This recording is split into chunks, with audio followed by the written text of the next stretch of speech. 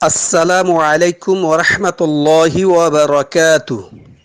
আলহামদুলিল্লাহি রাব্বিল আলামিন ওয়াল আকিবাতু লিল মুত্তাকিন ওয়াস সালাতু ওয়াস সালামু আলা রাসূলিহিল কারীম ওয়া আলা আলিহি ওয়া আসহাবিহি আজমাইন। সম্মানিত প্রিয় ভাইরা, আজ আমরা লাইলাতুল কদর সম্পর্কে আলোচনা করব। বিশেষ করে কোন রাত্রের মধ্যে লাইলাতুল কদর অনুষ্ঠিত হবে এই বিষয়টা আমরা আজকে ক্লিয়ার করব কোরআন এবং সহিহ হাদিসের নম্বর সহকারে আমরা জানার চেষ্টা করব। সম্মানিত ভাইয়েরা, আপনারা জেনে থাকবেন যে লাইলাতুল কদর সম্পর্কে আল্লাহ সুবহানাহু ওয়া তাআলা পবিত্র কোরআনে পুরোপুরি একটা সূরা নাজিল করেছেন। অসংখ্য অনেক হাদিস নবী করিম সাল্লাল্লাহু আলাইহি ওয়াসাল্লাম এই রাত্রের ফজিলত সম্পর্কে বর্ণনা করেছেন। এই রাত্রের মধ্যে আল্লাহ সুবহানাহু ওয়া তাআলা পবিত্র কোরআন সূরা কদর সূরা নম্বর 97 আয়াত নম্বর 1 থেকে শুরু করে অনেকগুলি আয়াত এই সূরাটার মধ্যে রয়েছে। আল্লাহ সুবহানাহু ওয়া তাআলা জানিয়ে দিয়েছেন, ইন্না আনজালনাহু ফি লাইলাতুল কদর, যে নিশ্চয় এই সম্মানিত এই রাতের মধ্যে কি করা হয়েছে, পবিত্র কোরআনকে নাজিল করা হয়েছে। আমরা কোরআনের অবস্থা জানি, মাঝি ছাড়া নৌকার যেরকম ভাবে অবস্থা, ঠিক নবী ছাড়া কোরআনের এরকম অবস্থা, এবং নৌকা ছাড়া মাঝির যেরকম অবস্থা, কোরআন ছাড়া নবীরও এরকম অবস্থা। অর্থাৎ কোরআন ব্যতীত নবীরা কি করতে পারতো না, দিনের দাওয়াত দিতে পারতেন না। রাসূল সাল্লাল্লাহু আলাইহি ওয়াসাল্লাম দিনের দাওয়াত সম্পূর্ণ করতে পারতেন না এই কোরআন ব্যতীত। আর যদি শুধুমাত্র কোরআন থাকতো, তাহলে নবী না থাকতো, তাহলে কোরআন আমরা যার যার মতো বুঝতাম, যে যেরকম ভাবে পারি এরকম ভাবে বোঝার চেষ্টা করতাম। নবী করিম সাল্লাল্লাহু আলাইহি ওয়াসাল্লামকে আল্লাহ সুবহানাহু ওয়া তাআলা এই জন্যই পাঠিয়েছেন, যাতে সুন্দরভাবে তিনি আমাদেরকে এই কোরআনটা বুঝিয়ে দেন।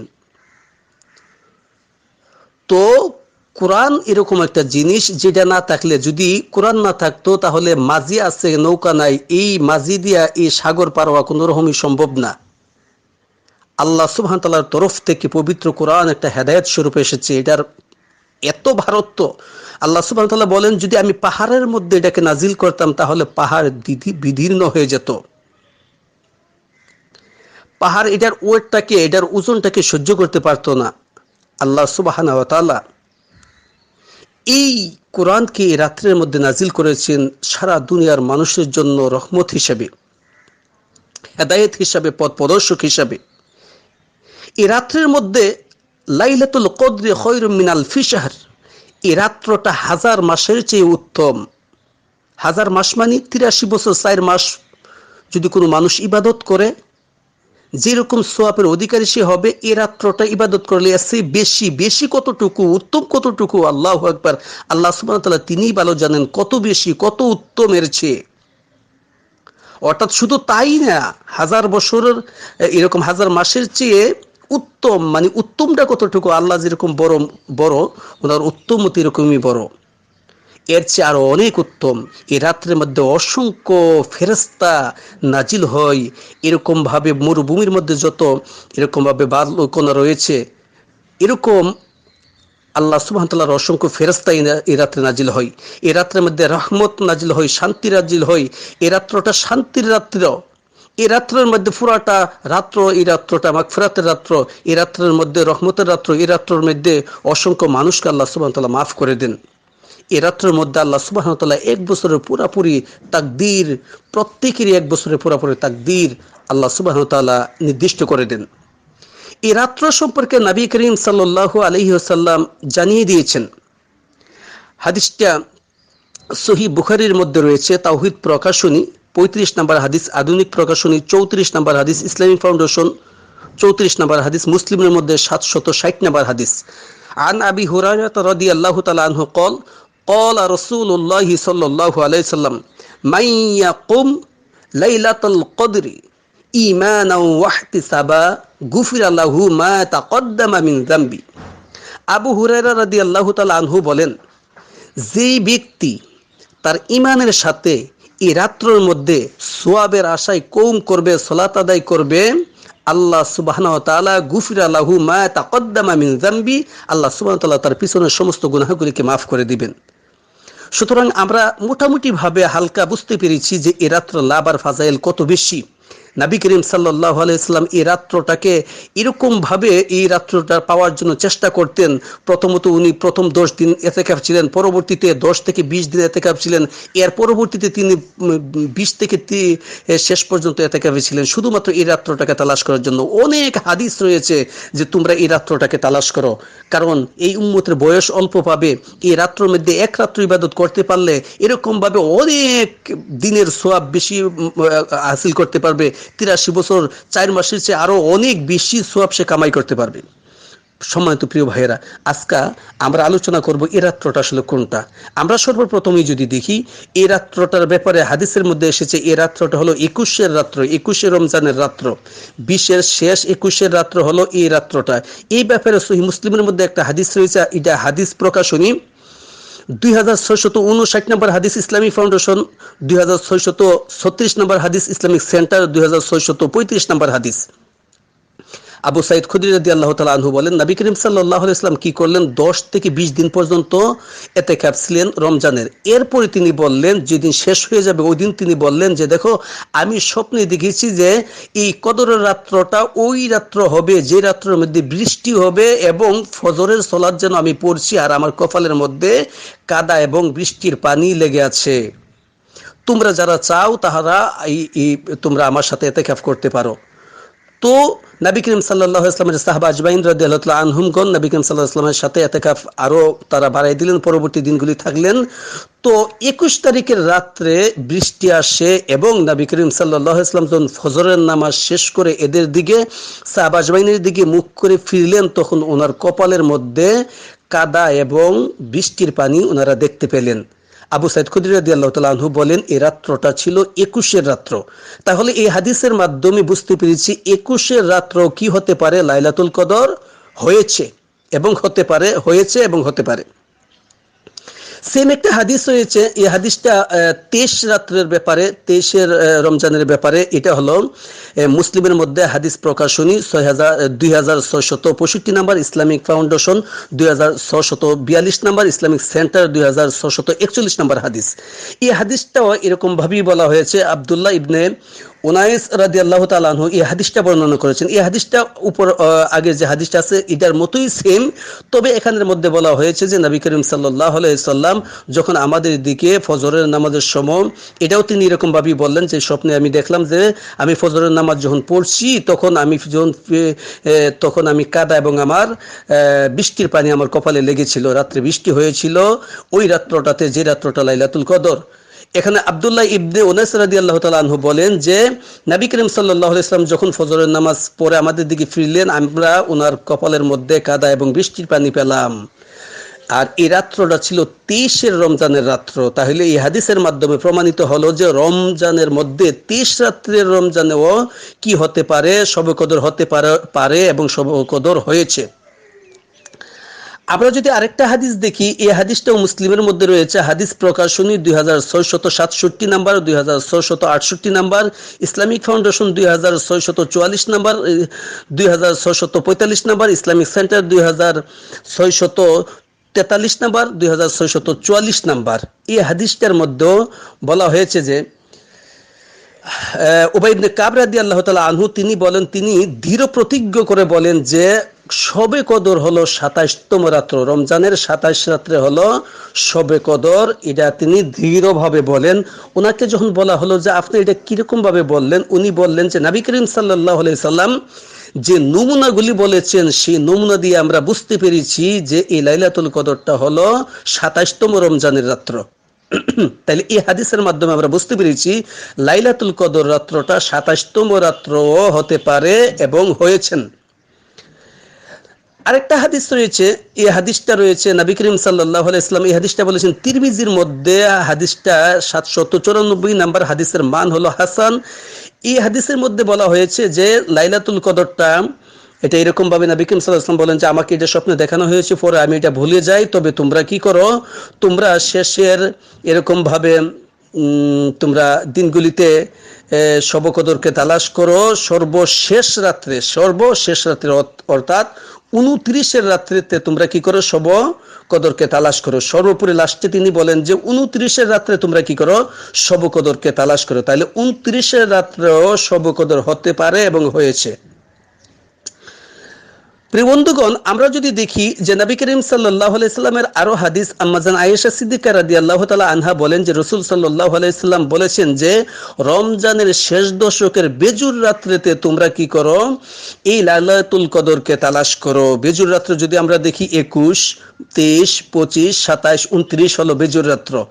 তাহলে আমরা এখানের মধ্যে 21, 23, 25, 27, 29 রাত্র আমরা পেলাম যে নবী করিম সাল্লাল্লাহু আলাইহি ওয়াসাল্লাম বলছেন বেজুর রাত্রে তোমরা তালাশ করো। হাদিসটা তাওহীদ প্রকাশনী সহিহুল বুখারী 2017 নম্বর হাদিস, আধুনিক প্রকাশনী 1874 নম্বর হাদিস, ইসলামিক ফাউন্ডেশন 1887 নম্বর হাদিস, মুসলিমের মধ্যে রয়েছে 1169 নম্বর হাদিস, মুসনাদ আহমদের মধ্যে 24346 নম্বর হাদিস।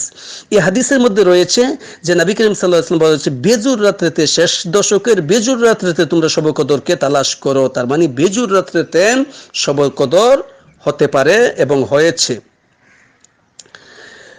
এরপরে যদি আমরা দেখি নবী করিম সাল্লাল্লাহু আলাইহি ওয়াসাল্লাম বলছেন যে শেষ 7 রাত্রে তোমরা এরকম ভাবে তালাশ করো। এই হাদিস রয়েছে সহিহ বুখারী তাওহীদ প্রকাশনী 2015 নম্বর হাদিস এবং আধুনিক প্রকাশনী 1172 নম্বর, ইসলামিক ফাউন্ডেশন 1885 নম্বর হাদিস। এই হাদিসটা আরো রয়েছে মুসলিমের মধ্যে, মুসলিমের মধ্যে হাদিসটা রয়েছে হাদিস প্রকাশনী 2655 নম্বর হাদিস, ইসলামিক ফাউন্ডেশন 2632 নম্বর হাদিস, ইসলামিক সেন্টার 2631 নম্বর হাদিস। এই হাদিসের মধ্যে নবী করিম সাল্লাল্লাহু আলাইহি ওয়াসাল্লাম বলেছেন যে তোমরা শেষ দশকের 10 দিনের মধ্যে তোমরা তালাশ করো, যদি না পারো কমসে কম লাস্টের 7 দিনে তোমরা শবে কদরকে তালাশ করো। তার মানে 23, 24, 25, 26, 27, 28, 29 এই 7 দিন। আমরা যদি আরো দেখি তাহলে নবী করিম সাল্লাল্লাহু আলাইহি ওয়াসাল্লামের আরো হাদিস রয়েছে যে শবে কদরের ব্যাপারে। এখানের মধ্যে যে রাত্রগুলি আমরা পেলাম, এই রাত্রিগুলি দিয়ে আমরা আসলে ক্লিয়ার ভাবে এই বছরে কত তারিখে, কোন তারিখে শবে কদর পাবো বা আমরা ইবাদত নির্দিষ্টভাবে করব, এটা আমরা এখান থেকে নির্দিষ্ট করে বলতে পারছি না। কারণ এখানের মধ্যে আমরা দেখছি প্রায় অনেকগুলি রাত্রে আমরা শবে কদরের এরকম ভাবে হাদিস এখানের মধ্যে আমরা পেয়েছি। আরেকটা হাদিস রয়েছে, নবী করিম সাল্লাল্লাহু আলাইহি ওয়াসাল্লাম বলেছেন যে আমাকে শবে কদর সম্পর্কে জানানো হয়েছিল, কিন্তু 2 ব্যক্তি ঝগড়ার কারণে আমি এই শবে কদরের কথা ভুলে যাই। তোমরা এই শবে কদরকে তালাশ করো 9তম রাত্রে, 7তম রাত্রে, 5তম রাত্রে। এই হাদিসটা রয়েছে সহিহ বুখারীর মধ্যে তাওহীদ প্রকাশনী 2023 নম্বর হাদিস, আধুনিক প্রকাশনী 1881 নম্বর হাদিস, ইসলামিক ফাউন্ডেশন 1893 নম্বর হাদিস। এই হাদিসের মধ্যে আবু সাঈদ খুদরী রাদিয়াল্লাহু তাআলা আনহুকে যখন প্রশ্ন করা হলো যে এই 9তম, 7তম এবং এই 5তম রাত্রটা কোনটা, তখন আবু সাঈদ খুদরী রাদিয়াল্লাহু তাআলা আনহু বললেন যে তোমাদের চেয়ে আমি এই বিষয়টা ভালো জানি। তখন তিনি বললেন 21তম রাত্র শেষ হওয়ার পরে 22তম রাত্র, 23তম রাত্র এটা হলো 9ম রাত্র, 23তম রাত্র শেষ হওয়ার পরে 24তম রাত্র এটা হলো 7তম রাত্র, আর 25তম রাত্র শেষ হওয়ার পরে 26তম রাত্র এটা হলো 5তম রাত্র। তাহলে এই হাদিসের মাধ্যমেও আমরা কিছু দিন পেলাম, কিন্তু এখানের মধ্যে নির্দিষ্ট করে কোনো দিন আমরা বলতে পারবো না যে এই বছর কোন রাত্রের মধ্যে শবে কদর হবে। কিন্তু সম্মানিত দিনী ভাই বোন, আমি একটা জিনিস আপনাদের সামনে এখন বলতে চাচ্ছি, সেটা হলো এই, আমাদের কিছু দিনী ভাই সৌদি আরবের সাথে মিলে ঈদ করেন বা রোজা রাখেন। এখন অথবা সৌদি আরবে যারা আছেন তারা যে রমজান পালন করেছেন, তাদের যে 1 তারিখ হয়েছে, আমরা যদি এখানের মধ্যে অনেকগুলি হাদিস রয়েছে বেজুর রাত্রের মধ্যে তালাশ করার জন্য, তো এখন যদি বেজুর রাত্রের অগ্রাধিকারটা যেহেতু বেশি, সেহেতু যদি আমরা দেখি শবে কদর হবে 1 রাত্রের মধ্যে, শবে কদরটা হবে 1 রাত্র, তাহলে যদি বেজুর রাত্রে হয় তাহলে দেখা যাবে যে সৌদি আরবের বেজুর হইলে বাংলাদেশে সেটা জোর হয়ে যাচ্ছে, বাংলাদেশের বেজুর হইলে সৌদি আরবের জোর। তাহলে প্রকৃতপক্ষে কদরের রাত্র হলো 1টা। তো এখন এই সমস্যাটা সমাধান কিভাবে হবে? আমরা যদি মনে করি যে না বেজুর রাত্রে হবে, তাহলে সৌদি আরবে মনে করে বেজুর রাত্রে হবে শবে কদর তো 1 রাত্র। তাহলে আমরা এই সমস্যাটার সমাধান দিতে পারি নবী করিম সাল্লাল্লাহু আলাইহি সাল্লামের পরবর্তী হাদিসের মধ্যে নবী করিম সাল্লাল্লাহু আলাইহি সাল্লাম জানিয়ে দিয়েছেন যে আম্মা জান আয়েশা সিদ্দিকা রাদিয়াল্লাহু তাআলা আনহা বলেন যে নবী করিম সাল্লাল্লাহু আলাইহি সাল্লাম রমজানের শেষ দশকের রাতগুলিতে তিনি এরকম ভাবে ইবাদত করতেন, উনি ওনার লুঙ্গিকে কষে নিতেন এবং পরিবারের সবাইকে জাগিয়ে দিতেন। এই হাদিসটা সহিহ বুখারীর মধ্যে তাওহীদ প্রকাশনী 2024 নম্বর, আধুনিক প্রকাশনী 1882 নম্বর, ইসলামী ফাউন্ডেশন 1894 নম্বর হাদিস। মুসলিমের মধ্যে রয়েছে হাদিস প্রকাশনী 2666 নম্বর হাদিস, ইসলামিক ফাউন্ডেশন 2643 নম্বর হাদিস এবং ইসলামিক সেন্টার 2642 নম্বর হাদিস।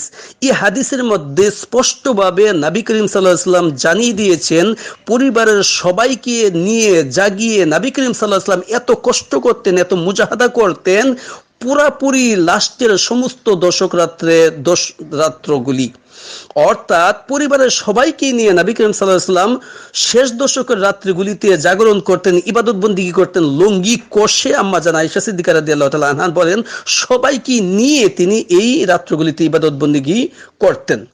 তাহলে আমরা যদি নবী করিম সাল্লাল্লাহু আলাইহি ওয়াসাল্লামের অপর যে হাদিসগুলি আমরা দেখলাম, এই হাদিসগুলির মধ্যে সংখ্যাটা নির্দিষ্ট নাই, আর নবী করিম সাল্লাল্লাহু আলাইহি ওয়াসাল্লাম কত সুন্দর একটা ফয়সালা দিয়েছেন যে আসলে সারা বছরের মধ্যে আমরা যেন কি করি, এই 10টা দিনকে নির্দিষ্ট করে নেই আর 10টা দিন লুঙ্গি কষে ইবাদত বন্দেগী করি, যেটা আবু বকর সিদ্দিক রাদিয়াল্লাহু তাআলা আনহুর ব্যাপারে হাদিস এসেছে তিরমিজির মধ্যে 794 নম্বর হাদিস, যে রমজানের 20 পর্যন্ত আবু বকর সিদ্দিক রাদিয়াল্লাহু তাআলা আনহু মোটামুটি নরমাল ইবাদত করলেও রমজানের এই 10টা রাত্র নবী করিম পরবর্তীতে এই 10টা দিন রাত্র নবী করিম সাল্লাল্লাহু আলাইহি ওয়াসাল্লাম কি যে আবু বকর সিদ্দিক রাদিয়াল্লাহু তাআলা আনহু এরকম ভাবে ইবাদত বন্দেগী করতেন যথেষ্ট পরিমাণে। সুতরাং আমরা ক্লিয়ার ভাবে বুঝতে পেরেছি যে আসলে প্রকৃতপক্ষে নির্দিষ্ট করে বলার কোনো উপায় নেই যে এই রাত্রটাই হবে, তবে শেষ দশকের যে কোনো একটা রাত্র যে সেটা এই হাদিসগুলি দিয়ে প্রমাণিত। সুতরাং আমরা শেষ দশকের প্রত্যেকটা রাত্রের মধ্যেই ইবাদত বন্দেগী করার জন্য চেষ্টা করব এবং এই দিনটাতে আমরা এই কাজটা করার জন্য চেষ্টা করব যে ওই দিনটাতে কিছু কিছু টাকা পয়সা হলেও প্রত্যেকটা দিন আমরা দান খরচ করার জন্য চেষ্টা করব। আমরা এই 10টা দিনের মধ্যে যদি অল্প অল্প 10 টাকাও আমি দান করি, তাহলে আজকের দিনটাতে আমি 10 টাকা দান করলে এই দিনের মর্তবা তো অনেক বেশি, এই দিনের লাভ ফাজাইল তো অনেক বেশি। সেই জন্য এই 10 টাকায় আমার 10 কোটি সে আরো বেশি টাকার পরিমাণ হয়ে যাবে ইনশাআল্লাহ। সেই জন্য অল্প পরিমাণে হইলেও এই 10টা দিনই আমরা কিছু না কিছু দান খরচ করার জন্য চেষ্টা করব। এই 10টা দিনই কিছু না কিছু ভালো ভালো কাজগুলি করার চেষ্টা করব। এই 10টা রাত্রের মধ্যে আমরা বেশি বেশি করে আল্লাহ সুবহানাহু ওয়া তাআলার ইবাদত বন্দেগী করব। বিশেষ করে ঈদের যে রাত্রটা রয়েছে এটার তো আরো অনেক লাভ আর ফাজাইল রয়েছে। সুতরাং ওই রাত্র, ঈদের যে রাত্রটা রয়েছে অর্থাৎ যে দিন ঈদ হবে এর আগের রাত্রটা, এই রাত্রটাও আমরা ইবাদত বন্দেগী করার জন্য চেষ্টা করব। সর্বোপরি আম্মা জান আয়েশা সিদ্দিকা রাদিয়াল্লাহু তাআলা আনহা বলেন যে হে ইয়া রাসূলুল্লাহ সাল্লাল্লাহু আলাইহি ওয়াসাল্লাম, যদি এই কদরের রাত্রটা আমরা পেয়ে যাই তাহলে আমরা কি করব, এই রাত্রে আমাদের আমলটা কি হবে, আমরা কি বলবো আল্লাহ সুবহানাহু ওয়া তাআলার কাছে। হাদিসটা তিরমিজির মধ্যে রয়েছে 3531 নম্বর হাদিস। এই হাদিসটার মধ্যে আল্লাহর নবী সাল্লাল্লাহু আলাইহি ওয়াসাল্লাম ক্লিয়ার ভাবে জানিয়ে দিয়েছেন যে কি করতে হবে। নবী করিম সাল্লাল্লাহু আলাইহি ওয়াসাল্লাম বলেছেন, আল্লাহুম্মা, তোমরা বলবে হে আল্লাহ, ইন্নাকা, নিশ্চয়ই আপনি কি করেন, আফুউন কারীম, আপনি ক্ষমাশীল, আপনি ক্ষমা করেন, আপনি কি করেন, ক্ষমা করে দেন, নিশ্চয়ই আপনি ক্ষমাশীল, নিশ্চয়ই আপনি কি করেন হে আল্লাহ, নিশ্চয়ই আপনি ক্ষমাশীল, আপনি ক্ষমা করেন।